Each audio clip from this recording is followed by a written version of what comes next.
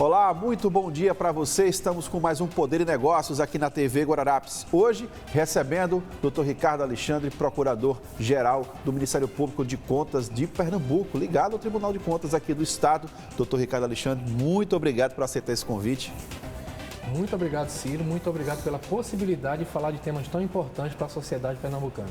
O Ministério Público de Contas, ele é um órgão que é ligado ao Tribunal de Contas do Estado e funciona ali basicamente como até uma delegacia para o povo, né? Um órgão onde a população ela pode chegar mais junto do Tribunal de Contas. Qual o papel do Ministério Público de Contas efetivamente para a população entender quem está em casa? Bem, o Ministério Público de Contas ele é um verdadeiro ouvidor da sociedade. Ele existe para ouvir você, cidadão.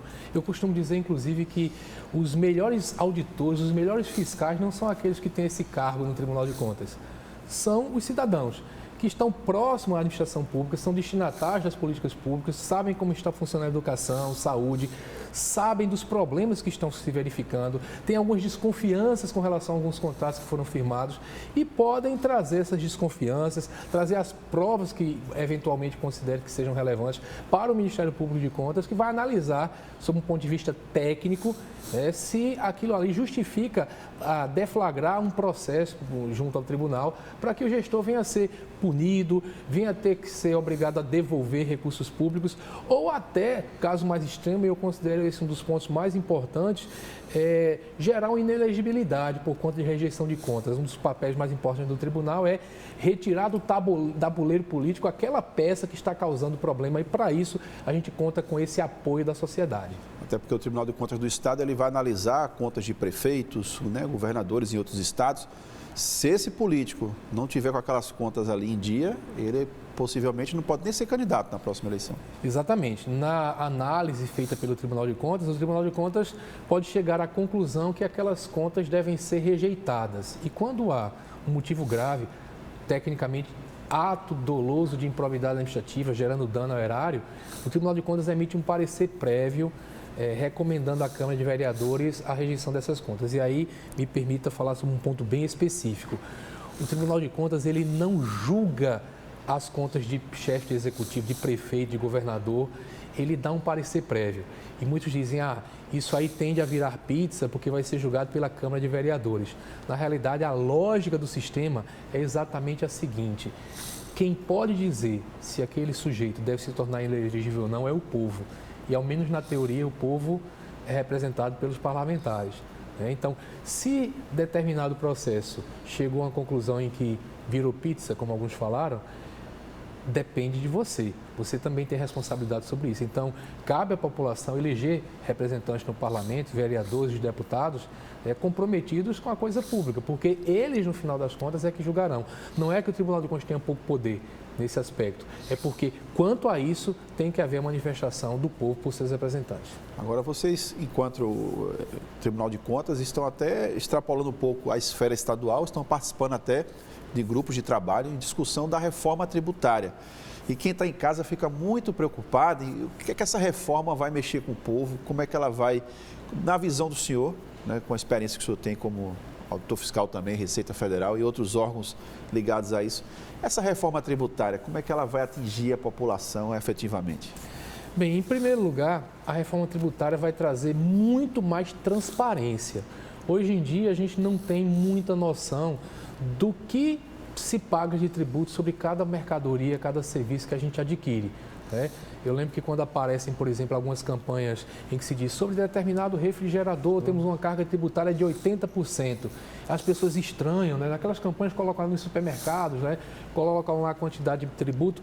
Na reforma tributária isso vai ficar mais claro, porque nós vamos substituir vários tributos por 2 tributos, IBS e CBS, e esses tributos serão cobrados num cálculo que a gente chama cálculo por fora, porque hoje em dia você paga R$100 nem sabe quanto daquilo ali é tributo. Atualmente é assim. No futuro, com a implementação da reforma, você vai pagar, por exemplo, 80 e vai aparecer lá mais R$20 de CBS e IBS. E eu costumo dizer que isso traz um despertar da cidadania. Eu lembro que quando fizeram isso para a energia elétrica, quando colocaram na fatura em reais quanto é que vem, eu tinha um professor na faculdade que disse que ele trabalhava numa curadoria do consumidor, disse que choveu de gente reclamando. Olha, estão cobrando esse tal de ICMS agora até sobre a energia elétrica. E ele tinha que explicar. Sempre cobraram. Sempre só foi que você cobrado. não sabia. Então, quando você descobre isso, tem aquele despertar do cidadão, que é o segundo passo de dizer, e para onde está indo esse dinheiro? E aí tem o papel do Ministério Público de Contas, dentro do Tribunal de Contas, para tentar verificar qual é a aplicação dos recursos públicos que está sendo feita de maneira correta. Então, primeiro, transparência. O consumidor vai sentir, provavelmente nós vamos ter um aumento do custo dos serviços, porque quem presta serviços hoje está sujeito a um imposto sobre serviço, além de outros tributos, mas um imposto sobre serviço de 5%. Que é o ISS. E o ISS. Quem vende mercadorias, aqui em Pernambuco nós temos uma alíquota de 20,5%. E aí vem uma grande mudança. A tributação vai passar a ser igual. Então a tributação vai para uma alíquota maior, que já calcularam chega de 27,5%, somando o IBS, que é o Imposto sobre Bens e Serviços, que é estadual e municipal ao mesmo tempo, com a CBS federal. Então, somando os dois, imagine-se uma alíquota de 27%, com essa questão de inclusão da carne na cesta básica, que é outra questão, ela pode chegar a uns 30%, carga tributária pesada, que para serviços é um impacto grande. Então, nós vamos ter um aumento nessa carga. Para a indústria, nós vamos ter muito provavelmente uma boa redução de carga tributária, porque apesar das alíquotas serem pesadas, vamos ter o que a doutrina chama, o que se diz em direito de não cumulatividade plena. Só para que fique uma coisa bem simples de entender. Hoje em dia, se alguém fabrica este copo, ele vai ter direito de crédito para abater dos seus débitos quando vender esse copo, somente aos insumos que comprou para fazer o copo. Se comprou algo para fazer o vidro, não entendo bem da cadeia produtiva, sei lá, falam que é de areia, sei lá, comprou para fazer o vidro isso aqui, gastou energia elétrica, você pode usar, se creditar desses insumos. Mas o que a empresa comprou, por exemplo, de papel, de material de expediente, o que comprou para outras coisas, nada disso vai dar crédito. A indústria vai poder se creditar de tudo, mesmo das coisas que não integrem o produto final, porque hoje o critério é esse. Os outros insumos que estão envolvidos. Todos os insumos. Então, vai haver uma grande queda da carga tributária para a indústria. Só que serviço, além de aumentar a alíquota, serviço praticamente não usa insumo. O seu insumo é matéria, é pessoa, né? É pessoal, via de regra. O principal insumo é contratação. E você não tem direito a crédito com relação ao que você pagou para os seus empregados. Então, por opção legislativa, vamos ter um aumento da carga para serviços, uma diminuição provavelmente da carga para a indústria e, portanto, para as mercadorias.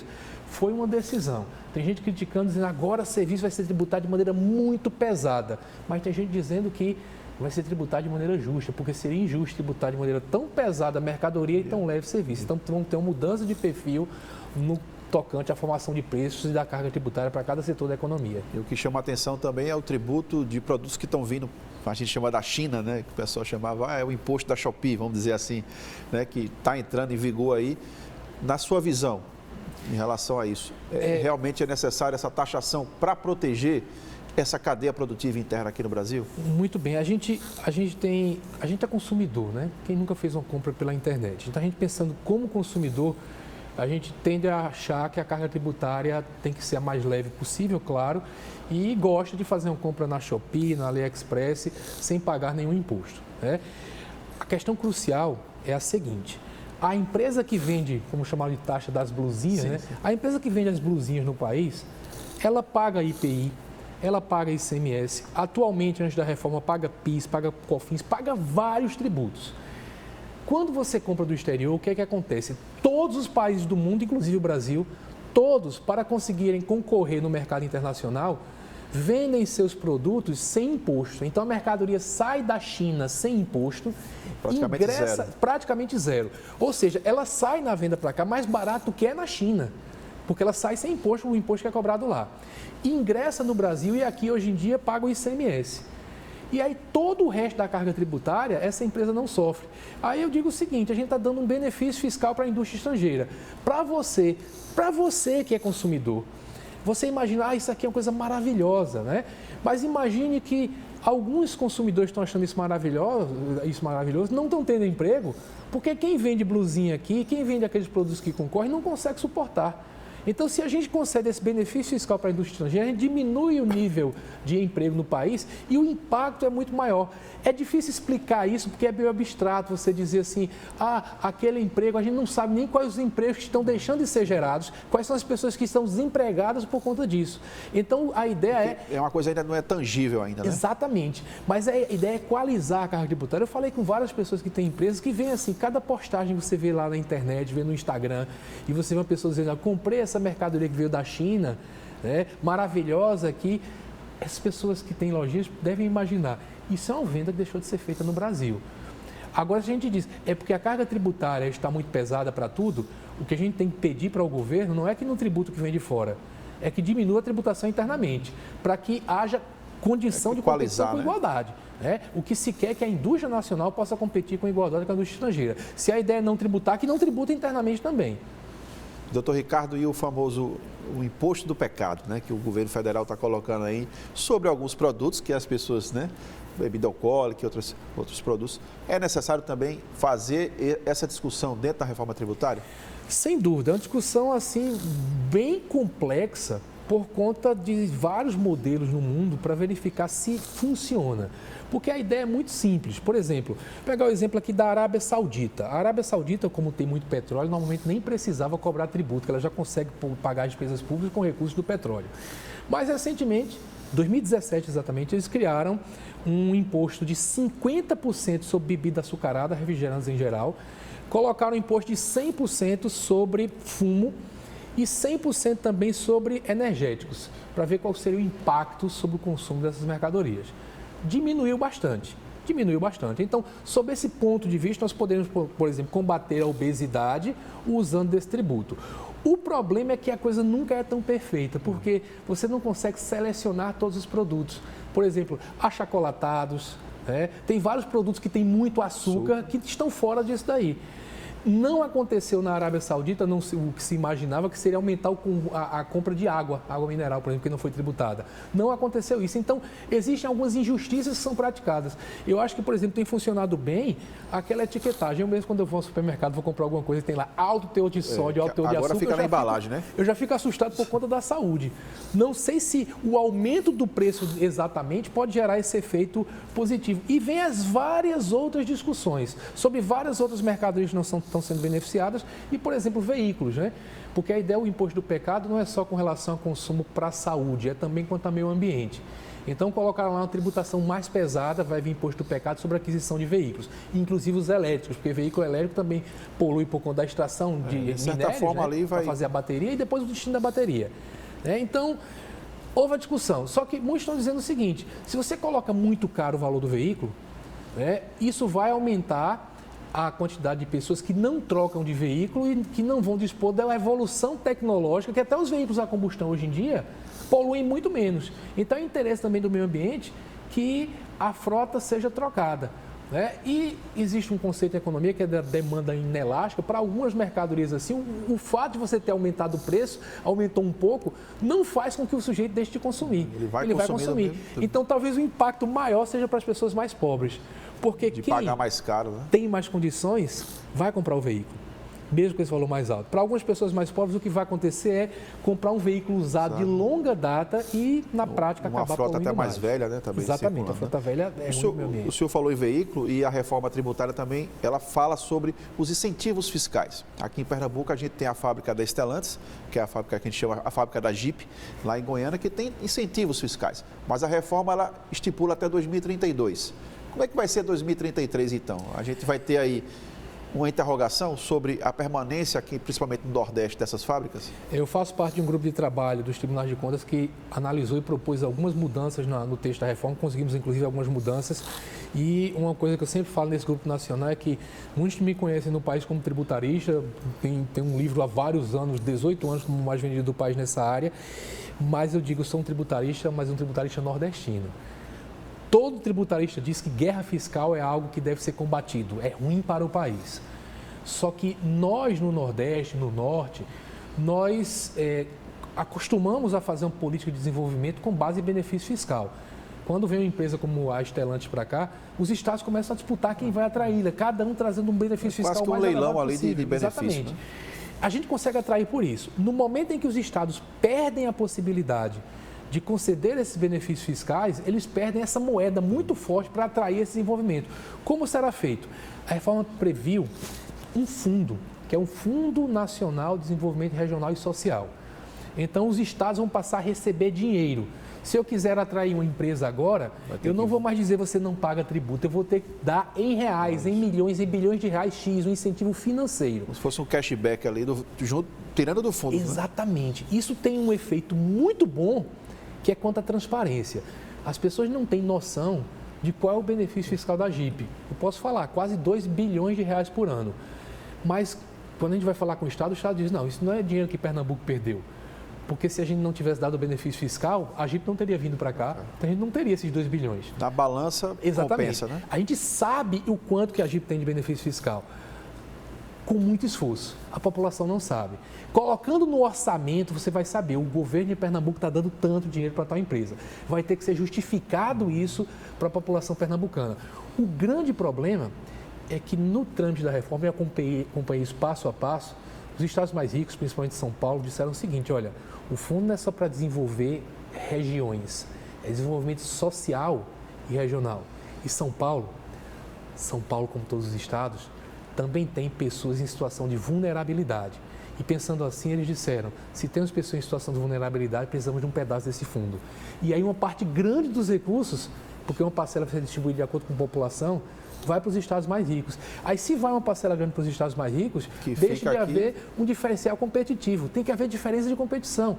Porque uma empresa, para se instalar no Brasil, se não tiver benefício em local algum, ou o benefício for igual em qualquer lugar, ela vai para onde tiver melhor logística, e aí São Paulo tem melhor, ou mais perto dos grandes centros consumidores. Então, coincide, São Paulo, Rio tem mais logística, tem os grandes centros consumidores, então vamos ter uma dificuldade para atrair empresas. Eu tive uma conversa com o secretário de Fazenda do Estado de Pernambuco, falando especificamente sobre isso, comparando quanto Pernambuco tem hoje de renúncia de benefício fiscal, que é cerca de 5 bilhões por ano, com o que vamos ter nesse fundo, que se calcula que aí não está regulamentado ainda, cerca de 4 bilhões, para ver se a gente consegue, com esses mesmos recursos, manter as empresas que existem hoje e atrair mais. Mas é uma grande preocupação, porque os estados mais desenvolvidos também vão ter acesso a esse fundo. Tá certo. Vamos para um breve intervalo. Na volta, a gente continua o papo aqui com o Dr. Ricardo Alexandre sobre a atuação do Ministério Público de Contas nas eleições. A gente volta em instantes. Até já.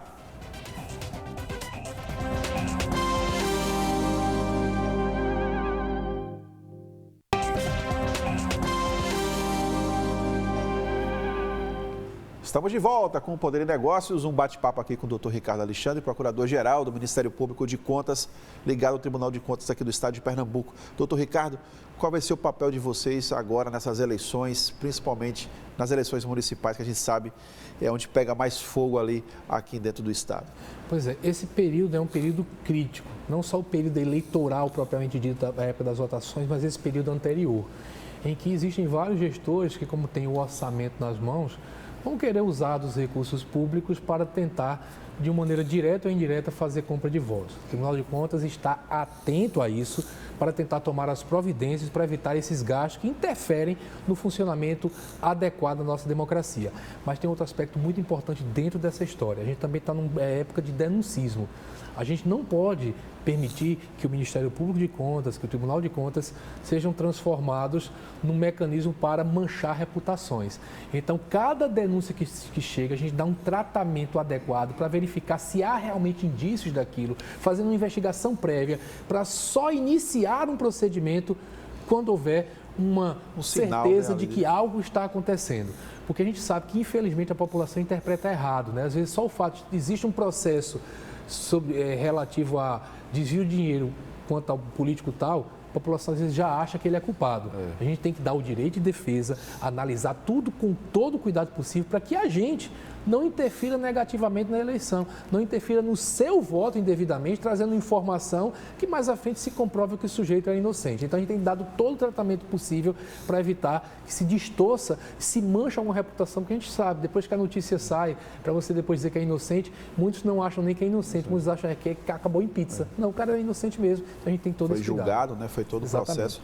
E uma das contas que esses prefeitos mais costumam ali apertar em questão do gasto com o pessoal, né? A lei determina ali X percentual para que ele só possa gastar com esse pessoal, mas em muitos municípios extrapola nessa conta.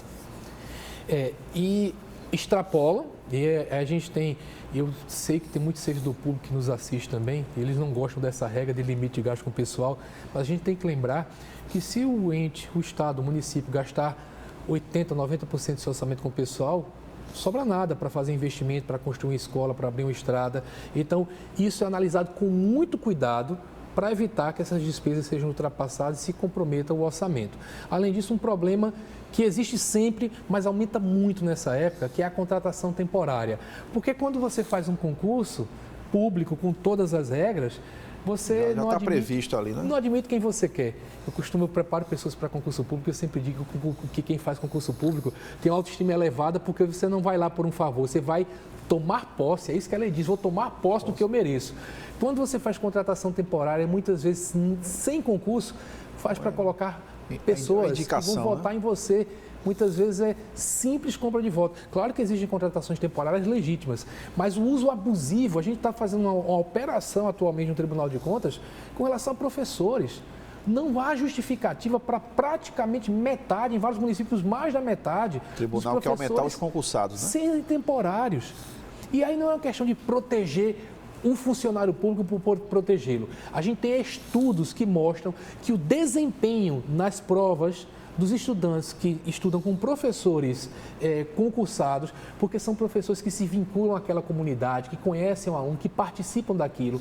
As notas dos exames nacionais são mais elevadas do que aquele que é um professor temporário, né? Temporário, que muitas vezes não fez concurso, que não pode acontecer, mas acontece, ou fez um concurso muito simplificado, que não tem vínculo com aquilo dali e não acompanha aquela comunidade a longa data. Então a gente está preocupado não é em proteger corporação de servidor público, é proteger a qualidade do ensino. Exatamente, toda a cadeia. Outra preocupação, né? Recentemente a gente passou pelas festas de São João e muitos municípios, até pequenos municípios, gastando muito com festas de São João. É um ano eleitoral, a gente sabe que os prefeitos querem fazer isso.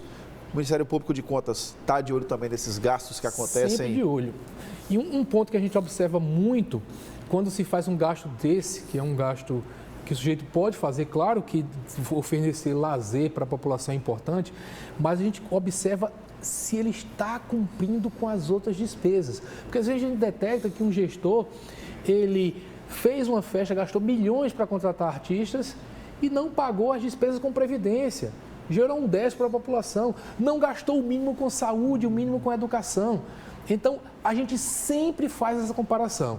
Se eu tenho um conselho para dar para o gestor, quer fazer essas festas, cumpra todas as suas obrigações constitucionais. Porque se não cumprir, quando a gente vai analisar, quando o Tribunal de Contas do Estado de Pernambuco vai julgar as contas e ver não cumpriu tal despesa, a gente não olha assim, não cumpriu e acabou, é punição grave. Não, a gente vai olhar, não cumpriu por quê? Não tinha recurso, porque a defesa do gestor sempre diz, eu não tinha recurso suficiente. Não chegou, né? Aí o primeiro que a gente analisa, como é que você disse que não tinha recurso suficiente se você contratou, sei lá, o Wesley Safadão por R$1 milhão? Você tinha um recurso suficiente, foi uma questão de escolha. Você escolheu algo que não é o mais relevante para a população. E como é que essa população, doutor, ela pode chegar até o Tribunal de Contas e principalmente chegar até o Ministério Público de Contas? É um órgão que é aberto para a população chegar, fazer sua denúncia, procurar esses gestores públicos? Perfeito. Se você entrar no site do Tribunal de Contas, você tem a ouvidoria do Tribunal de Contas, tcepe.tc.br. Você tem link para a ouvidoria, você tem como nos mandar e-mail para o Ministério Público de Contas, mpc@tcepe.tc.br. Tem os telefones, você pode entrar em contato diretamente com a gente vai abrir uma notícia de fato, dizer, olha, foi noticiado isso. Nessa época eleitoral, mais do que nunca, fazer uma prévia apuração para ver se temos elementos. Fundamental, se você tem elemento, documento, se você tem notícias, jornalistas, o que você tiver, manda para a gente. Quanto mais for substanciosa, usando uma palavra complexa, né, mas com mais elementos, com mais documentos, quanto mais for, melhor para a gente gente possa tomar uma providência o mais rápido possível. Porque se vem muito elemento, essa primeira etapa da gente fazer a apuração... Às vezes a denúncia vem muito solta, né? E às vezes é assim, o prefeito do município tal comprou uma Hilux. sim, ter comprado uma Hilux não me diz nada por enquanto, né?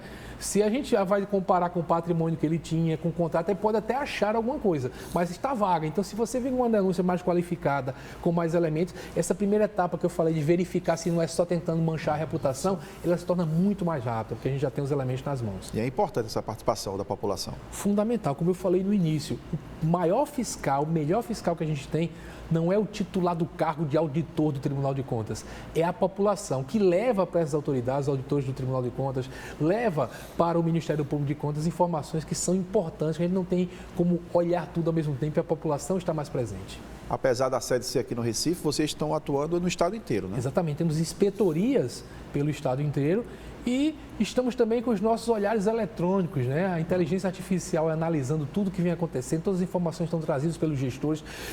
Contamos também com o que muitos chamam de quarto poder, né? Quantas vezes a imprensa divulga algo e a gente abre lá a notícia de fato e vai investigar. Então, a ideia é, esses olhos da população, o olho institucional da imprensa e o olho do cidadão é que nos traz informações que talvez nunca nós obtivéssemos se estivéssemos utilizando apenas a estrutura do tribunal. Aberta aquela denúncia, qual é o trâmite final? Ela passa pelo Tribunal de Contas, vocês remetem ao Tribunal de Justiça, como é que funciona? Vamos lá.